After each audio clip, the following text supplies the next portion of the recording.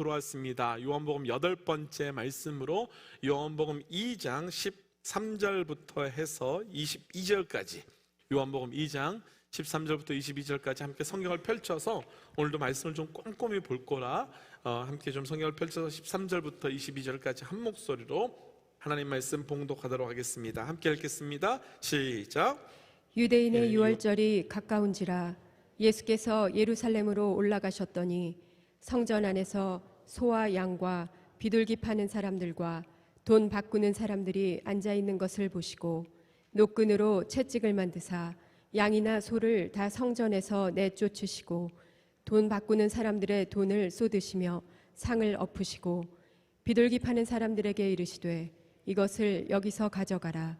내 아버지의 집으로 장사하는 집을 만들지 말라 하시니 제자들이 성경 말씀에 주의 전을 사모하는 열심이 나를 삼키리라 한 것을 기억하더라. 이에 유대인들이 대답하여 예수께 말하기를 내가 이런 일을 행하니 무슨 표적을 우리에게 보이겠느냐. 예수께서 대답하여 이르시되 너희가 이 성전을 헐라. 내가 사흘 동안에 일으키리라. 유대인들이 이르되 이 성전은 46년 동안에 지었거늘 내가 3일 동안에 일으키겠느냐 하더라.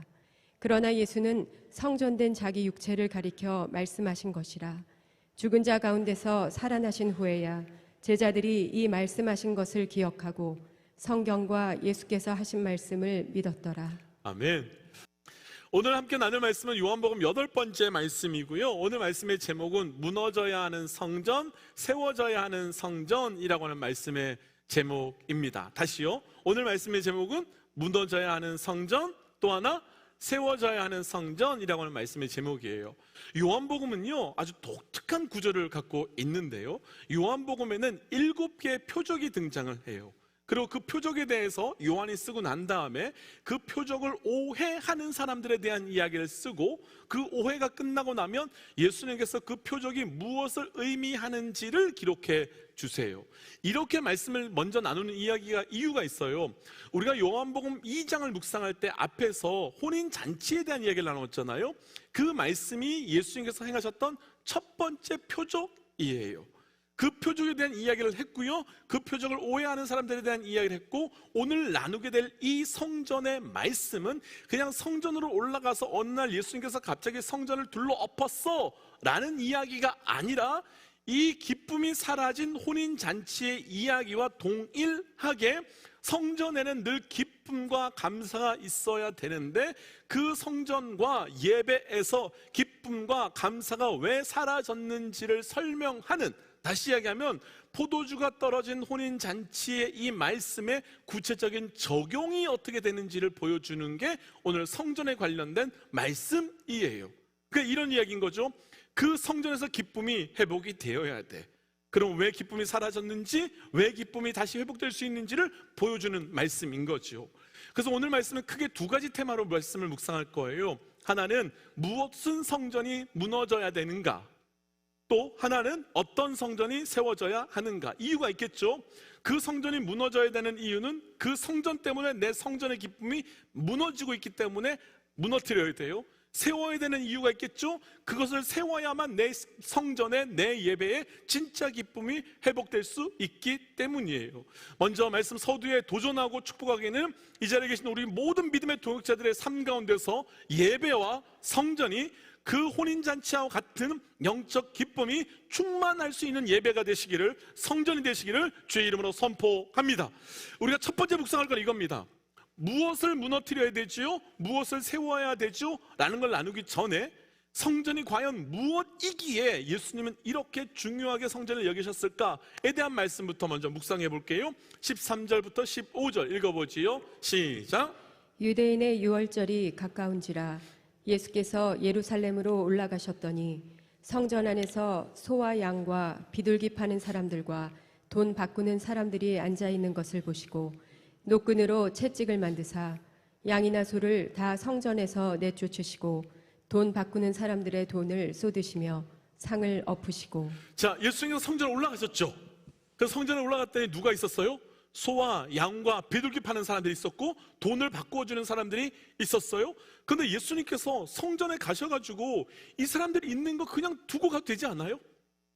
그냥 지나가고 그냥 예배하면 될 텐데 예수님께서 성전에 들어가자마자 이 사람들이 나타나니까 이 사람들을 다 쫓아내고 이 사람들의 책상을 다 둘러엎는 모습이 나타나요. 과연 성전이 무엇이기에 예수님께서 이렇게 말씀하시는 걸까?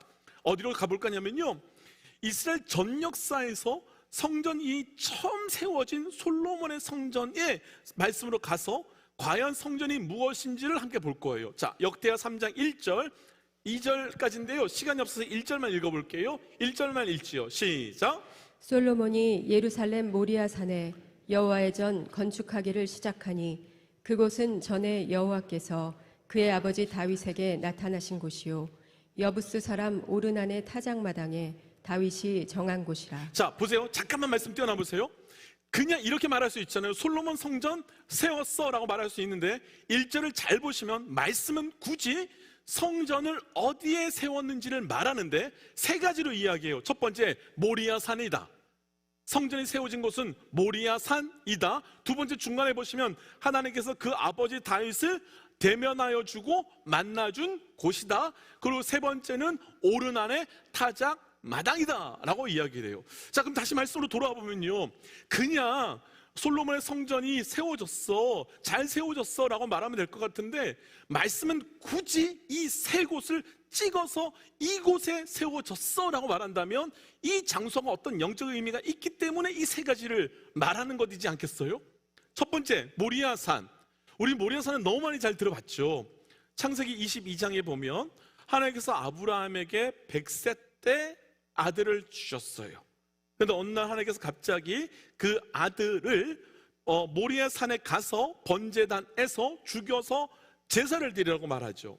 그래서 이 아브라함이 하나님의 말씀에 순종해가지고 모리아 산에 올라가서 아들을 실제로 죽이려고 하는 순간 뒤에서 하나님께서 준비하신 양 한 마리가 나타나고 아들 이삭 대신에 양이 죽게 돼요.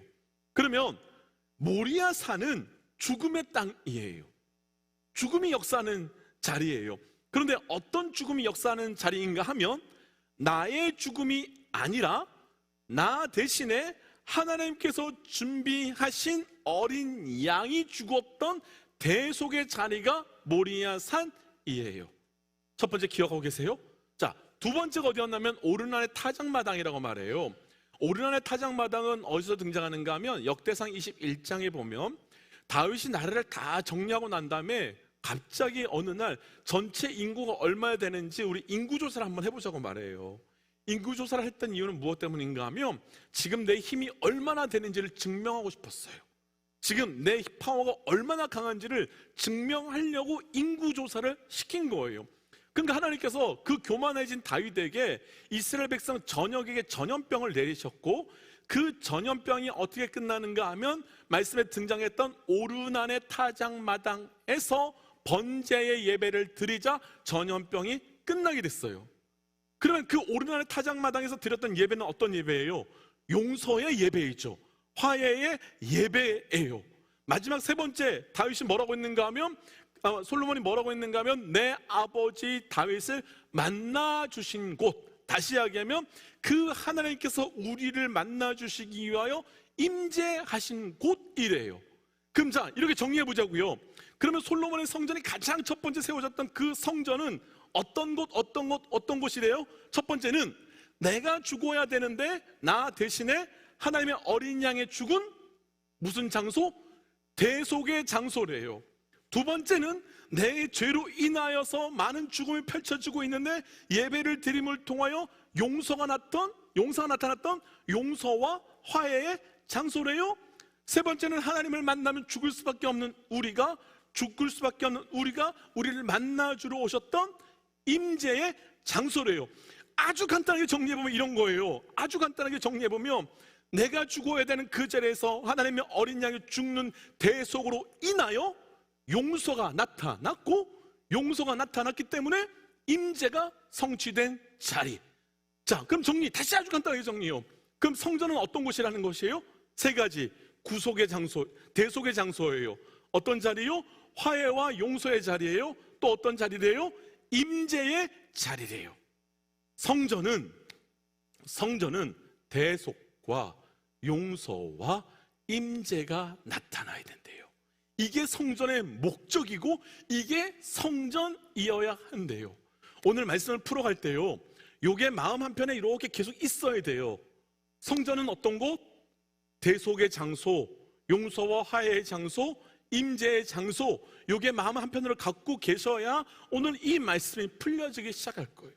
그러면 성전은요, 우리의 대속이 일어나고 용서가 일어나고 또 하나님의 임재가 나타나는 곳인데 얼마나 귀한 곳이에요.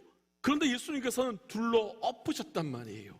자, 이제 그러면 우리 삶 가운데 무너뜨려야 되는 성전은 무엇인가? 함께 말씀을 좀 볼까요? 14절부터 16절 말씀입니다. 함께 읽지요. 시작.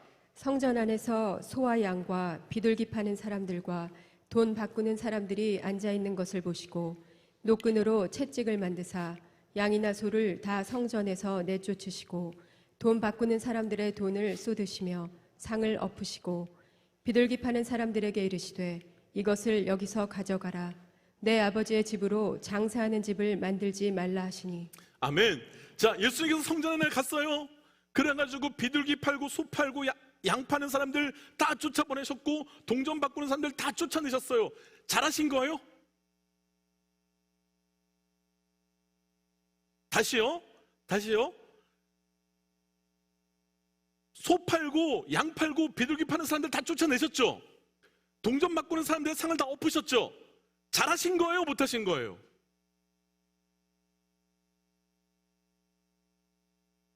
아니, 이 둘 중에 선택하기 너무 어려우세요? 잘하신 거예요? 못하신 거예요? 저 같았으면 진짜 억울했을 것 같아요. 지금까지 내가 양 팔고 소 팔고 비둘기 팔고 오랫동안 해왔는데 왜 갑자기 날 쫓아내? 지금까지 동전 잘 바꿔주고 있었는데 왜 나를 쫓아내? 라고 말할 수 있어요. 실제로요, 이 말씀 때문에 저희 고향교회 이야기예요. 우리 교회 이야기 아니에요. 저 고향교회에서 이 말씀 때문에요, 장사하는 집으로 만들지 말라는 이야기 때문에 여전도에서 교회에서 바자회 했더니 어르신들이 나와가지고 교회를 장사터로 만들었다고 난리치면서 막 이 어르신들이 젊은 집사들을 막 야단친 들이 있었거든요. 예수님께서 장사하는 집으로 만들지 마! 사실은요, 제가 그 사람들이었으면 정말 억울했을 거예요. 제가 그들이었다면 정말 억울했을 거예요. 이유가 있어요. 이 사람들이 성전 안에서 소를 팔고 양을 팔고 비둘기 팔았던 것은 말씀이 그렇게 하라고 했고 말씀에 순종하고 있었기 때문이에요.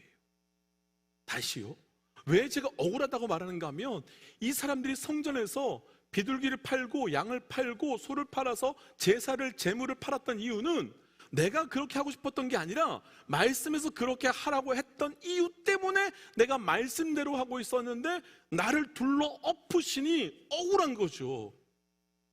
표정이 믿지를 못하시는 표정이라서 진짜 말씀대로 이 사람들이 하고 있었는지 볼게요. 자, 신명기 14장 24절부터 27절 천천히 읽어보지요. 시작. 그러나 내 하나님 여호와께서 자기 이름을 두시려고 택하신 곳이 내게서 너무 멀고 행로가 어려워서 내 하나님 여호와께서 그 풍부히 주신 것을 가지고 갈 수 없거든. 잠깐만요. 가져갈 수 뭐하면? 없거든. 너무 멀어서 가져갈 수 없거든. 25절부터 읽어주세요. 그것을 돈으로 바꾸어 그 돈을 싸가지고 내 하나님 여호와께서 택하신 곳으로 가서 내 마음에 원하는 모든 것을 그 돈으로 사되. 무엇으로 사되? 돈으로 사되. 좀 더 읽어주세요. 소나 양이나 포도주나 독주 등 내 마음에 원하는 모든 것을 구하고 거기 내 하나님 여호와 앞에서 너와 내 권속이 함께 먹고 즐거워할 것이며 내 성읍에 거주하는 레위인은 너희 중에 분깃이나 기업이 없는 자이니 또한 저버리지 말지니라. 아멘. 말씀대로 맞아요, 아니에요? 말씀에서 뭐라고 말하고 있는가 하면 너희가 제사를 드리고 싶지만 너무 거리가 멀면 그 제물을 들고 가지 말고 소나 양을 들고 가지 말고 팔아서 돈을 가지고 가서 너희가 그곳에 가서 제물을 사서 예배 드려. 말 맞아요, 아니에요? 맞아요. 이들은 지금 말씀대로 하고 있었던 거예요. 하나님께서 이렇게 말씀 주셨던 이유는 이것 때문이죠. 제사를 드리고 싶어요. 그래서 제물을 소나 양이나 비둘기 같은 걸 가지고서 먼 거리를 가서 제물을 드리려고 봤더니, 먼 거리 왔더니 이미 그 제물들이 상하거나 문제가 생기거나 죽어버리면 제사를 드릴 수 없잖아요. 그러니까 하나님께서는 이 제사를 드리고자 하는 그 마음을 배려하기 위하여 하나님께서 그 백성의 마음을 귀히 여기셔서 이렇게 하라고 말씀하여 주신 하나님의 배려예요. 맞죠? 또 하나 있어요. 성전 안에서 동전을 바꾸었다 그랬잖아요. 동전을 왜 바꾸어졌는가 하면 당시에는 성전에 들어가면 속전세라고 그래서 성전세를 내게 돼 있었어요. 헌금처럼. 그러니까 헌금을 내듯이 세금을 내게 돼 있는데, 당시는 로마의 통치를 받고 있었던 때였잖아요. 로마를 통치를 받고 있었던 때였기 때문에 당시 통용되었던 돈은 데나리온이라는 돈이었어요. 성경에서 들어보셨죠? 근데 이 데나리온은 어떻게 생겼는가 하면, 여기 동전이 있으면 그 중간에 로마 황제인 가이사의 형상이 새겨져 있고, 그 밑에는 가이사가 온 땅의 신이다라고 써 있었어요. 그러니 그렇게 우상을 섬기라고 하는 그런 동전을 가지고 성전세로 낼 수 있나요? 못 내죠. 그래서 당시에 성전세를 낼 때는 데나리온으로 내지 않고 당시에 갈릴리 두로에서 쓰이고 있던 돈인 세겔, 들어보셨죠? 세겔로 바꾸어서 내게 되어 있었어요. 그러니까 성전 안에서 돈 받고 주는 사람들은 누구를 위한 거냐면, 멀리서 왔는데 이 사람들이 또 동전이 아니라 돈 바꾸려고 애쓰는 사람들이 있으니까 그 사람들이 예배를 잘 드릴 수 있도록, 성전에 잘 들어갈 수 있도록 도와주기 위해서 돈 바꿔주는 사람들이 준비되어 있었던 거예요. 자, 정리되세요? 여기까지? 그러면요, 이 사람들이 성전 안에서 지금 소와 양과 비둘기를 파는 사람들도, 또 성전에서 동전을 바꾸어 주는 사람들도 말씀을 그대로 순종하면서 예배하러 오는 자들을 섬기고 도와주기 위해서 그 자리에 있는 거였어요. 그런데 이들을 예수님은 다 쫓아내고 둘러 엎으셨단 말이에요. 말씀대로 하고 있는데 이들은 예배자들을 도와주기 위함인데 왜 이들을 쫓아낼까? 우리가 읽었던 16절 말씀을 한 번만 더 읽어볼게요. 16절 시작. 비둘기 파는 사람들에게 이르시되 이것을 여기서 가져가라. 내 아버지의 집으로 장사하는 집을 만들지 말라 하시니. 자, 끝부분에 내 아버지의 집을 무엇으로 만들지 말래요? 장사하는 집으로 만들지 마라고 말했어요. 사실 우리가 앞에서 보았지만요, 장사한 게 아니에요. 말씀에 순종한 거고 이들을 도와준 거예요. 예배자들을 도와줬을 뿐이에요. 그럼 이들은 장사한 게 아닌데 예수님께서 이들을 향하여 너희 내 아버지 집을 장사하는 집으로 만들지 마라고 말씀하셨어요. 이유가 있어요. 오랫동안 성전 주변에서 그 양과 비둘기와 소를 팔던 사람들이 점점 더 늘어나고, 동전 바꿔주는 사람들이 점점 더 늘어나자 이 어느 순간부터 구약 역사서를 보면 이 사람들을 성전의 대제사장들이 관리하기 시작했어요. 성전의 대제사장들이 소와 양과 비둘기를 파는 사람들과 동전을 바꾸는 사람들을 관리하기 시작한 거예요. 그런데 실제로 제가 찾아보니까 그런 구절들이 있더라고요. 대제사장이 어떻게 행했는가 하면, 내가 관리하는 집에서 소와 양과 비둘기를 사오면 합격해주고, 내가 관리하지 않는 다른 집에서 소와 양과 비둘기를 사오면 불합격 해서 돌려보내면서 뭐라고 말했는가 하면, 대제사장이 내가 관리하는 이 집에서 양과 소와 비둘기를 사오면 하나님이 더 기쁘게 받으셔라고 얘기를 했다는 거예요. 그러니까 내가 관리하는 그 집이 소가 다른 집보다 훨씬 비싸고 양이 훨씬 비싸고 비둘기가 훨씬 비싸도 백성들 입장에서는 어디 갈 수밖에 없어요? 그 집 갈 수밖에 없어요. 대제사장이 파는 그 집에 갈 수밖에 없어요. 그래야 내 재물을 받아주니까요. 그곳에 가서 재물을 사고 그곳에 가서 예배를 드릴 수밖에 없는 거예요. 그런데 그 결과가 어떨까요? 그 결과가 어떨까요? 왜 이들이 이런 거예요? 이들이 이렇게 된 거 아니에요. 결국은요, 예배의 목적이 아까 뭐였죠? 예배가 세 가지였잖아요. 첫 번째, 대속이었어요. 두 번째, 용서였어요. 세 번째가 임재였어요. 대속과 용서가, 임재가 일어나야 되는 이 성전의 목적을 이들은 무엇으로 바꾸었는가 하면 내 주머니를 채우는 도구로 바꾸어 버렸어요. 다시요, 성전의 목적은 대속과 용서와 임재가 나타나는 자리인데 이들은 그 목적을 빼버리고 성전에서 내 돈을 채우고 내 주머니를 채우는 도구로 바꾸어 버렸어요. 정말로 하나님께 예배하고 싶어서 먼 거리를 올라와서 예배하는 그들의 그 선하고 귀한 마음을 내 배를 불리는 도구로 바꾸어 버렸어요. 그럼 그 결과가 어떻게 됐을까요? 그 결과가 어떻게 됐을까요? 기쁨이 없어졌죠. 성전에 예배드리러 온 사람들 입장에서는, 제사 드리러 온 사람들 입장에서는 그러지 않을까요? 저 도둑놈 같은 대제사장들, 저 나쁜 놈들, 예배를 빌미로 내 것 사라고 하면서 엄청난 폭리와 바가지를 씌우는 저 도둑놈 같은 제사장들 말하면서 욕하지 않았을까요? 기쁨이 있었을까요? 그런데 해야 돼요. 기쁨은 사라졌지만 예배는 해야 돼요. 또 하나요, 대제사장들 한번 생각해 보자고요. 대제사장들이 처음에는 정말 하나님만 바라보면서 예배할 때는 기쁨이 있었을 터인데 이제는 올라오는 예배의 자리마다 다 멀어 보이는가 하면 돈으로 보일 거 아니에요. 그러니 그 올라오는 사람들 볼 때마다 성전의 기쁨, 예배의 기쁨 완전히 사라졌겠죠. 문제가 뭘까요? 문제는 분명해요. 예배의 성전의 목적이 사라지고 성전이 나의 도구가 되어버렸기 때문이에요. 구속과 용서와 임재라고 하는 그 성전의 목적이 분명히 있음에도 불구하고 그 목적이 사라져버리고 오히려 그 성전이 나의 주머니를 배불리게 만들고 돈을 벌게 하는 도구가 되어버렸기 때문인 거예요. 자, 이거 그대로 우리에게 한번 적용해 볼게요. 한번 질문 드려봐요. 믿음의 동지 여러분, 내게 성전은 어떤 곳입니까? 내게 신앙은 어떤 곳입니까? 내게 예배, 내게 이 교회는 어떤 곳입니까? 어떤 분 그럴 수 있어요. 교회 와가지고, 그냥 이거 우리끼리 이야기예요. 우리 교회 이야기 아니니까. 어떤 교회 가지고요, 어떤 성도님은 교회 가는 곳마다 빨리 장로 임직 달라고 난리를 친대요. 왜 장로 받아야 돼요? 그래야 내가 인정받으니까. 그럼 그분에게 있어서 교회 다니는 목적은 뭐예요? 하나님이 아니에요.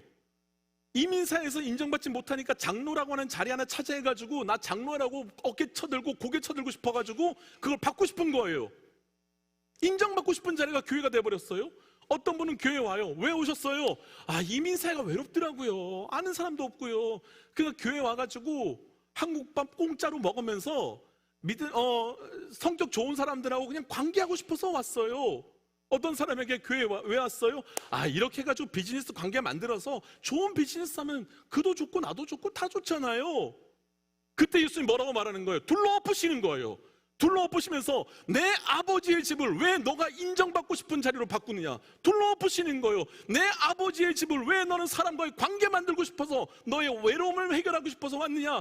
또 둘러엎으시는 거예요. 왜 너는 나의 아버지의 집을 너의 장사하면서 이윤을 남기려고 하는 장소로 바꾸려 하느냐라고 하면서 둘러엎으세요. 왜요?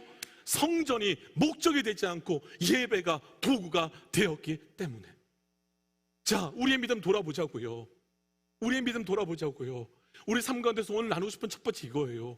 무너져야 되는 성전, 무너져야 되는 예배, 목적이 상실되고 도구화 되어버린 내 성전은 무너져야 돼요. 정말 내 삶에서 목적은 상실되고 내 무엇을 위하여 갖고 있는 신앙, 무엇을 위하여 다니는 교회, 무엇을 위하여 따라가지고 있는 내 믿음, 도구만 되어버린 그 믿음, 그 성전은 깨어져 버려야 된다는 거예요. 도전해요. 사랑하는 믿음의 동지 여러분, 내 믿음이 성전 그 자체, 다시 얘기하면 구속과 용서와 임재, 이것이 목적이 아니라 그 무엇 때문에 갖고 있는 신앙이 된다면 오늘 그 나의 도구화된 신앙, 도구화된 믿음, 도구화된 성전이 완전히 깨어지는 역사가 있기를 주의 이름으로 선포합니다. 그게 깨어져야 내 삶에 기쁨이 돌아가는 거예요. 집사님, 아직 한참 남았는데요. 그렇게 지겨우셨나요? 졸려서 그러신 것 같은데 에어컨 좀 틀어주세요. 잊어버렸잖아요. 네, 왜 저기 집사님은 박수로 한번 이렇게 좀. 지금 반주자가 없으셔가지고 갑자기 집사님 막 땜빵 하느라고 너무 긴장으로 계세요. 안 보이시지만 여기 앞에 있잖아요. 얼굴이 얼마나 긴장돼서 빨개졌는지 이뻐요. 자, 말씀 다시 돌아갈게요. 그럼 이제 우리가 점검해야 될 건 뭐냐면 나의 믿음의 목적과 도구가 제대로 되어 있는가를 보아야 돼요. 내 믿음의 목적과 도구가 제대로 되어 있는가. 우리가 앞에서 나눴지만 요한복음 2장의 목적은요, 기쁨이 상실된 믿음, 기쁨이 회복된 믿음이었어요. 그러니까 요한복음 2장의 핵심은 우리의 예배도 우리의 믿음도 기쁨이 회복되어야 되고 그 기쁨이 있는 예배여야 된다는 거예요. 그런데 그 기쁨이 있으려면요, 오늘 말씀으로 이야기해 보면 내 믿음이 목적이냐 도구이냐를 잘 점검해 보아야 되는 거예요. 제가 아주 극단적인 예를 들어볼게요. 아주 극단적인 얘기예요. 우리 교회 진짜 있었던 이야기가 아니에요. 오해하지 마세요. 또 이렇게 얘기하면 진짜 있었는데 또 저렇게 얘기한다고 또 의심하는데 진짜 있었던 이야기가 아니라 성가대가 찬양을 했어요. 근데 이상하게 그날 따라서 지휘자도 노래하는 성가대도 반주자도 다 엉망이 된 거예요. 그래서 찬양하고 내려가가지고 예배 끝나고 난 다음에 성가대실에 모였는데 서로 성가대 노래하는 사람들은 지휘자 당신 때문이라고 말하고, 지휘자는 반주자 때문이라고 말하고, 반주자는 노래하는 사람 때문이라고 서로 막 싸우고 있네요. 실제처럼 말하니까 또 있네요. 자, 안타까운 게 뭐냐면 하나님의 성품과 하나님의 사랑을 찬양하기 위하여 모였는데 하나님의 성품과 하나님의 사랑을 찬양했기 때문에 깨어졌대요. 성가대가 찬양하는 목적은 뭐였는가 하면 주를 높이는 거였었어요. 도구는 뭐였어요? 노래였어요. 그런데 목적과 도구가 바뀌었어요. 목적이 뭐였던 거예요? 좋은 노래 부르고 싶었던 거예요. 도구가 뭐였던 거예요? 하나님의 이름이 도구였고 목적이 좋은 노래를 하고 싶었던 거예요. 그러니까 목적과 도구가 바뀌니까 그 끝이 뭐냐면 찬양함에도 불구하고 기쁨이 없어요.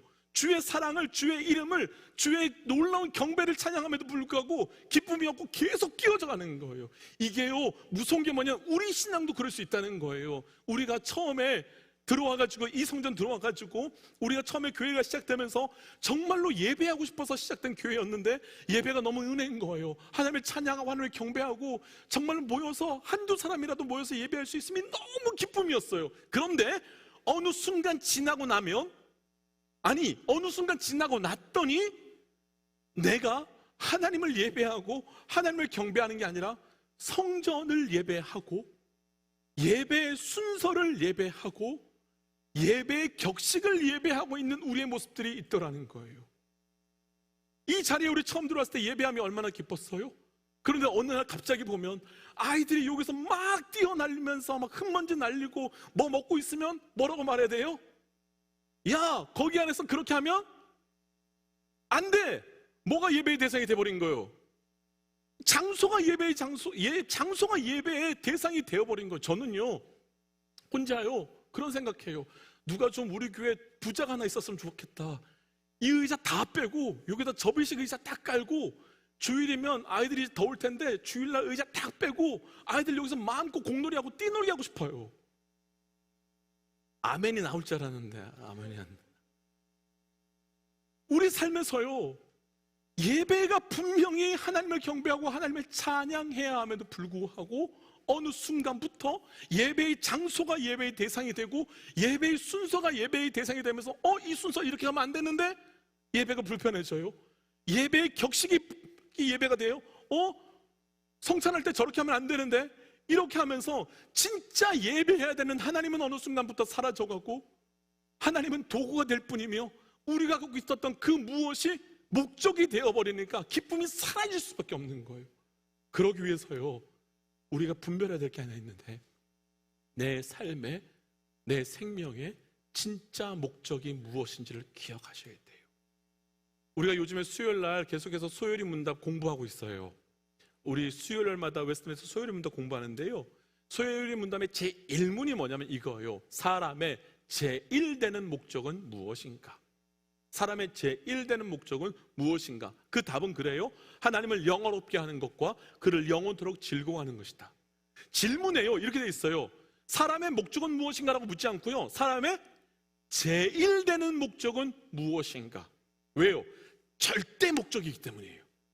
최고의 목적이기 때문이에요. 내 삶에서요, 절대 목적이 분명해지면 나머지는 다 도구인 거예요. 다시요, 내 삶에서, 내 믿음에서요, 절대 목적이 분명해지면 나머지는 도구가 되는데, 절대 목적이 분명해지지 않으면 목적이 이건지 저건지 자꾸만 바뀔 수밖에 없는 거예요. 그러니까 이런 거죠. 우리 삶의 절대 목적이 무엇이라고요? 하나님을 영원롭게 하는 것과 그를 영원토록 즐거워하는 것. 다시요, 절대 목적이 뭐라고요? 하나님을 영원롭게 하는 것과 그를 영원토록 즐거워하는 것. 그러면 이게 절대 목적이 되면요, 그 사람 만나는 것도 무엇하기 위해서? 하나님을 영원롭게 하고 그를 영원토록 즐거워하기 위하여. 내가 왜 사역을 해야 돼요? 하나님을 영원롭게 하고 그를 영원토록 즐거워하기 위하여. 내가 왜 헌금해야 돼요? 내가 왜 예배를 드려야 돼요? 영원토록 그를 영원롭게 하고 영원토록 그를 즐거워하기 위하여. 절대 목적이 분명해지지 않으면 내가 엉뚱한 목적 붙들고서 하나님을 영원롭게 하는 게 도구가 될 수밖에 없다라는 거예요. 앞에서 얘기했지만 오늘 성전의 이야기는요, 앞에서 얘기했던 요한복음 2장의 초반에 나왔던 혼인잔치의 적용의 문제예요. 자, 그 혼인잔치로 가보자고요. 포도주가 떨어졌어요. 기뻐요? 안 기뻐요? 다시요? 혼인잔치가 하는데 포도주가 뚝 떨어졌어요. 기뻐요? 안 기뻐요? 좀 어려워요. 마음 어려울 수 있어요. 그죠? 그런데 신부는 그와 상관없어야 돼요. 왜냐하면 신부에게 절대 목적은 뭐기 때문에? 신랑이기 때문에. 만약에 신부가요, 혼인잔치에 포도주가 떨어졌대, 나 이 결혼 안 해, 정상인가요? 아니에요. 그 신부가 혼인잔치에서 포도주가 조금 맛이 없대, 이 결혼 무효야, 정상인가요? 아니에요. 신부에게 있어서는요, 절대 목적인 신랑만 함께 있다면 설사 손님이 한 명도 안 와도 마음은 어렵긴 하지만 내 진짜 기쁨은 흔들릴 수 없어요. 그럼 이거 그대로 한번 적용해 볼게요. 내가요, 포도주 때문에 내 기쁨이 왔다 갔다 한다면 무엇을 증명하는가 하면 내가 신부가 아니라 손님임을 증명하는 거예요. 다시요, 내 믿음이요, 우리 신앙이요, 정말 신랑 되시는 그 예수, 그분이 내 절대 목적이 돼서 그분으로 인하여 기뻐하는 것이 아니라 이것이 있고 없고 무엇이 되고 안 되고 인해서 내가 기뻐하고 안 기뻐한다면 무엇을 증명하는 건가 하면 내가 신부가 아니라 내가 손님임을 증명하는 거예요. 왜 신앙이 안 재밌을까? 왜 신앙이 안 행복할까? 하나예요. 우리의 신앙의 절대 목적이 신랑 되시는 그분이 아니라 도구가 목적이 되어 있기 때문인 거예요. 사랑하는 믿음의 동지 여러분, 도전해요. 오늘 말씀은 좀 무겁게 도전해요. 우리의 삶에 도구화 되어버린 내 신앙, 내 성전이 있다면 완전히 무너지고 절대 목적 되시는 신랑 예수가 내 신앙의 목적 되어가는 은혜가 있기를 주의 이름으로 선포합니다. 그럼 이제 무너져야 되는 성전을 보았어요. 두 번째, 그럼 이제는 세워져야 되는 성전이 무엇인지 함께 볼게요. 19절부터 21절까지 말씀 함께 좀 읽어볼까요? 19절부터 21절이에요. 함께 한 목소리로 읽지요. 시작. 예수께서 대답하여 이르시되 너희가 이 성전을 헐라 내가 사흘 동안에 일으키리라. 유대인들이 이르되 이 성전은 46년 동안에 지었거늘 내가 3일 동안에 일으키겠느냐 하더라. 그러나 예수는 성전된 자기 육체를 가리켜 말씀하신 것이라. 자, 19절 잠깐 보여주세요. 19절 보면 성전을 헐어, 성전 무너뜨려 라고 했어요. 그 다음에 다시 세워주는 성전이 무엇인가 보았더니 21절 보세요. 21절에 누구를 가리키더라? 성전된 자기 육체를 가리키더라. 그런데 말씀의 구절을 보면, 성경 갖고 계신 분 보세요. 말씀의 구절을 보면 그냥 성전을 세우려고 말하지 않고 사흘 후에 내가 성전을 세울 거야. 그리고 그 성전은 누구냐면 부활의 예수 그리스도래요. 그러면 자, 다시 보자고요. 그러면 다시 세워야 되는 성전은 누구를 얘기하는 걸까요? 예수 그리스도. 어떤 예수 그리스도? 부활의 예수 그리스도. 자, 다시 앞으로 가봐요. 앞에서 성전의 의미 세 가지 기억나세요? 제가 한 분을 딱 쳐다보면서 그분이 대답하는지 안 하는지를 한번 보고. 성전의 의미 세 가지. 첫 번째, 대속이었어요. 두 번째, 용서였어요. 세 번째, 임재였어요. 자, 보세요. 부활하신 예수 그리스도 안에 그것이 다 있었는지 보자고요. 완전한 대속의 사건이 어디서 나타났죠? 내가 죽어야 되는데 하나님의 어린 양 예수가 죽은 자리가 어디예요? 십자가. 누구를 통해서? 예수를 통하여서. 그 피로 완전히 죄가 용서받았대요. 누구를 통해서? 예수 그리스도 통해서. 그 앞에 나아갈 수 없는 그 지성소의 휘장을 맡고 있었는데 그 휘장이 갈라졌대요. 누구의 죽음을 통해서? 예수를 통해서. 그러면 앞에서 나눴던 대속과 용서와 임재가 다 누구에게 나타나요? 부활하신 예수 그리스도. 그럼 오늘 말씀 두 번째 결론부터 나누고 말씀 풀어요. 우리 삶에서 세워져야 되는 성전은 누굴까요?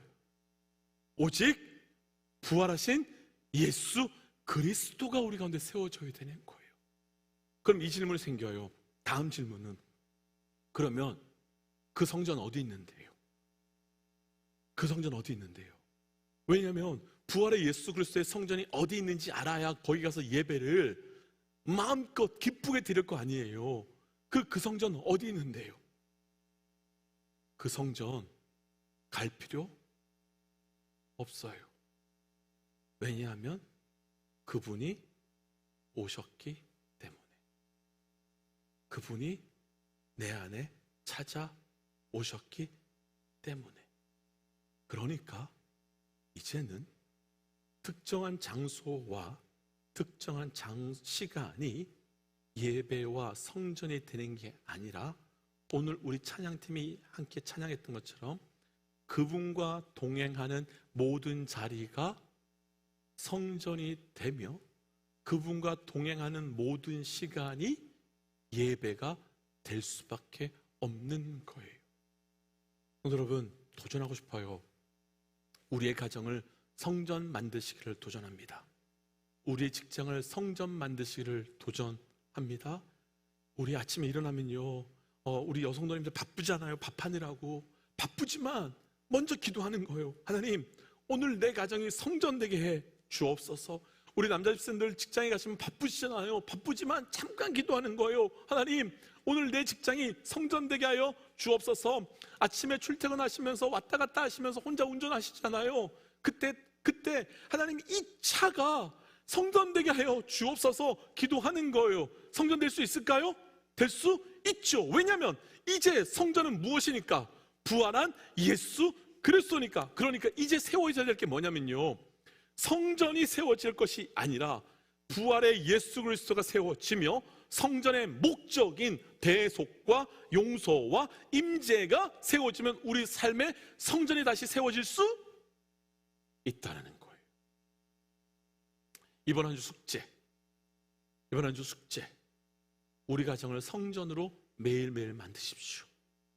이번 한 주 숙제, 이번 한 주 내 직장을 성전으로 만드십시오. 표정이 설교 듣는 것도 지겨운데 이제 숙제까지 내주내라는 표정인데, 숙제. 제가요, 요한복음이 시작되고 난 다음에 한 주도 빼놓지 않고 했었던 이야기 중에 하나가 뭐냐면 그런 이야기였어요. 요한복음에 쓴 대상은 예수를 믿는 사람들이, 예수를 믿지 않는 사람들이 아니라 예수를 믿는 사람들이었다. 왜일까? 오늘 말씀으로 가보면요, 예수를 믿는 것과 제자가 되는 건 달라요. 예수를 믿어도요, 예수를 믿는 게 도구가 될 수 있어요. 예수 믿는 게 도구가 될 수 있어요. 왜 예수 믿어요? 이 문제 풀기 위해서. 왜 예수 믿어요? 이거 해결하기 위해서. 믿는 게 도구가 된 거죠. 제자는 뭐예요? 예수가 목적된 거예요. 제자들은 다 버리고 따라가잖아요. 왜요? 목적이 그분이니까 다 버려두고 쫓아갈 수 있는 거지요. 이렇게 보면요, 이 단계가 오면, 아니 이 단계가 아니라 이 신앙의 고백이 오면 그 다음에 신앙의 기쁨의 기준이 달라져요. 이전에 도구가 되었던 성전에서는 내가 무엇을 행해야 기뻐져요. 그런데 이제 이 고백 가운데 세워진 성전은 내가 무엇을 행하였기 때문에 기뻐지는 게 아니라 그분과 관계가 있으면 기뻐지는 거예요. 그러니까 내 신앙의 기쁨의 이유가 무엇을 했기 때문에 기뻐지는 게 아니라 그분과 가까우면 기뻐지는, 그러니까 내 신앙의 기준이, 기쁨이 행함이 아니라 관계로 넘어가서 행함이라고 하는 이것으로부터 자유함을 얻는 영적 기쁨이 우리에게 있게 된다는 거예요. 자, 사랑하는 믿음의 형제 여러분, 우리 가운데요, 성전의 목적이 세워지는 아직도 아닌데요, 집사님. 그렇게 지겨우세요? 우리 삶에요, 성전의 목적이 되는 그것이 세워지시기를 축복해요. 저 때문이 아니라 조는 분들 깨우시려고 그러시는 거예요. 자, 한 가지만 더 할게요, 집사님. 한 가지만 더 할게요. 마지막은, 그럼 왜 예수님께서 왜 그분께서 성전을 무너뜨리실까? 예. 자, 17절 말씀 함께 좀 읽어볼까요? 17절 함께 읽지요. 시작. 제자들이 성경 말씀에 주의 전을 사모하는 열심이 나를 삼키리라 한 것을 기억하더라. 아멘. 제가 천천히 다시 한번 읽어드릴게요. 제자들이 성경 말씀에 주의 전을 사모하는 열심이 나를 삼키리라. 보세요. 무슨 얘기냐면 예수께서 주의 전을 사모하는 열심이, 그림 그리시면 들어오세요. 예수께서 주의 전, 곧 나를 사랑하는 그 열심이 나를 삼켰대요. 무슨 이야기일까? 풀어볼게요. 앞에서 예수님께서 그러셨잖아요. 성전에 들어가가지고 다 쫓아내시고 다 둘러 엎으셨잖아요. 왜 쫓아내고 왜 둘러 엎으셨을까? 근데 사실은 우리의 삶을 보면요, 우리 삶에서도 이런 일들이 있더라고요. 갑자기 내 삶이 둘러 엎어지는 일들이 생기기도 하고요, 내 삶이 막히기도 하고요, 내 삶이 갑자기 쫓겨나는 일들도 있기도 하더라고요. 근데 더 이런 상황 가운데 마음이 어려운 건 뭐냐면, 내가 정말 예수 잘 믿고 싶은데, 말씀 따라 살아가고 싶은데, 정말 은혜 따라 살아가고 싶은데 내 뒤집어지는 일이 있고 막히는 일이 있고 쫓겨나는 일이 있어요. 근데 더 억울한 건 뭐냐면, 불법을 행하며 정말로 예수를 제대로 믿지도 않고 죄를 마음껏 짓는 사람들은 잘 사는 것처럼 보이는데, 아니 실제로 잘 사는데 이상하게 말씀대로 사는 나는 자꾸만 어려움이 생기고 둘러 엎어지고 쫓겨나고 길이 막힌 일들이 계속 생기더라는 거예요. 왜 하나님, 저 막 사는 분들은 그렇게 그냥 잘 살게 두시는데 왜 나한테만 들어오셔가지고 자꾸만 둘러엎고 쫓아내고 멈추게 하시는 거예요? 기억해야 될 게 하나 있는데요, 말씀에서 예수님은 한 번도 우상의 전에 들어가서 둘러엎으신 적은 없으세요. 늘 예수님은 주의 전에 들어와 엎으셨어요. 무슨 이야기일까요?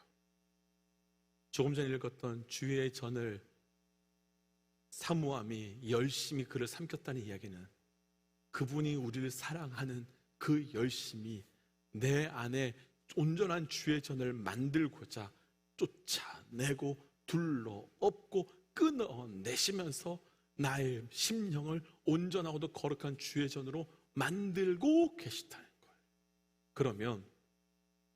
그러면 잘 생각하고 한번 아멘 분별해 보세요.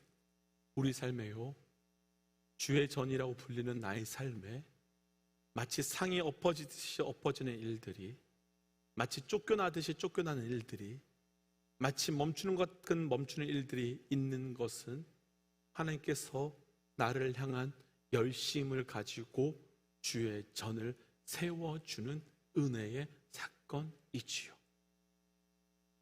이런 사건이 우리에게 있기를 주의 이름으로 축복합니다. 잘 들으셔야 돼요. 이방의 전에는 들어간 적 없으세요? 우상의 전에는 들어간 적 없으세요? 주의 전에만 들어가셨어요. 이제예요. 코로나가 생기면서요, 코로나가 터졌을 때 한국 교회가 되게 어려웠지요. 예배도 못 나가고 할 수 없어서. 그러면서요, 참 들으면서 안타까운 게 있었는데, 가끔 목사님들의 설교를 들어보면 목사님들이 그런 이야기를 하세요. 왜 나라가 불교는 안 건들고 천주교는 안 들고 교회만 건드냐고 하면서 목사님들이 나와 설교하면서 뭐라고 하시냐면 이 정권 심판해야 된다고, 이런 설교를 제가 참 많이 들었어요. 왜 교회만 괴롭히는지 알 수가 없다고. 그런데요, 앞에서 나누었던 이야기를 한번 해보면 하나님께서 우상의 전은 건들지 않았어요.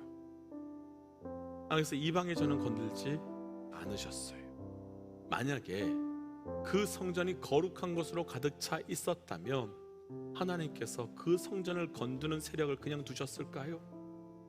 아니요, 막으셨을 거예요. 역사의 주관자 되시는 그분이 막으셨을 거예요. 그런데 왜 굳이 성전만 마치 예수님께서 들어가셔서 그 상을 엎고 쫓아내는 것 같은 일들이 그때 계속 있었을까요?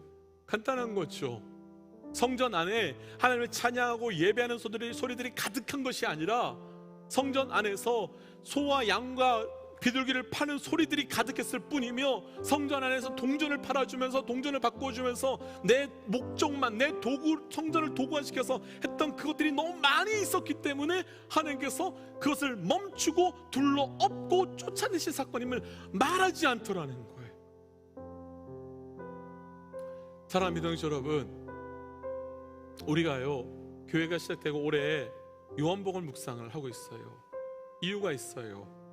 우리의 절대 목적이 다르게 가면 우리가 지금까지 보아왔던 그러한 교회들처럼 우리도 흘러갈 수밖에 없고, 어느 순간 하나님께서 무너뜨리는 교회가 될 수밖에 없고, 무너뜨리는 성전이 될 수밖에 없고, 무너뜨릴 수밖에 없는 믿음이 될 수밖에 없는 거예요. 우리 삶의 절대 목적을 분별하셔서 하나님께서 내 안에 둘러부시고 멈추게 하시고 쫓아내시는 일들 앞에 하나님, 나만 왜 이런 거예요? 라고 말하는 것이 아니라 철저히 주께 맡겨드림으로 거룩한 성전이 우리의 삶에 새롭게 세워지는 은혜가 있기를 주의 이름으로 축복합니다.